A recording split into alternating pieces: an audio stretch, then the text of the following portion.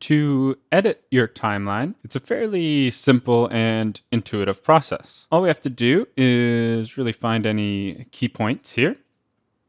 And I can click and drag any of these points to change the timelines, or right click for some additional editing commands or options. Let's play through this small animation here just to take a look. Essentially, it's just opening up and then closing. But let's say I want to change that. Maybe I actually want to change it such that it's only closing the vise and then not going back to its initial state. So I can actually just right click on this last key point, which would be the return to the initial state. I can copy this. I can paste keys. I can edit keys here. I can also just delete. So now I've gotten rid of that key entirely. So if I play through from the beginning once more, it's going to be only opening and no longer closing as I've deleted that initial key point. A couple other options, of course, I can just click and drag these points. So right now from 0 to 2 seconds, nothing's happening. And then from 2 to 4, I have my vise closing there. But let's say I want to change this. Instead of starting at 2 seconds, I want to start it at 3 seconds. So I can just click and drag my key point here to about 3 seconds. And now it's changed such that my vise is closing from 3 to 4 seconds now.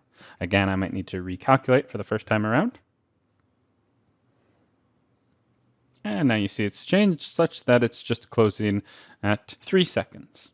Similarly, I could click and drag this to say 6 seconds or whatever it might be. If you want to become more precise as well, you can just right click on it and also use the edit key point time.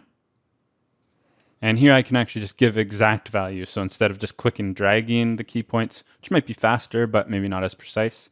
Let's say I want to go exactly to 6 seconds. I can just type in 6, whatever it might be, and then just hit the green check once I'm finished that. And notice how that has changed. Again, let's calculate through. Now my vise should start closing at 3 and continue closing all the way to 6 seconds there. A few more options there. Again, if I just right click on some of those key points. I also have this Interpolation Mode option. And this is just how you're running through your timeline. So by default and generally what I find almost everyone will be using is linear. And that just means so from point A to point B will be a linear motion. But if you'd like, you have a number of other options as well. So let's try maybe ease in. That means my vise will initially start closing fairly slowly, and then it's going to start to ramp up more and more speed until it finds its end point there. So let's try to calculate through there. See, it's opening quite slow and then gets faster and faster and faster. So that's ease in, then you have ease out, and so on. Okay, so let's play through the beginning here.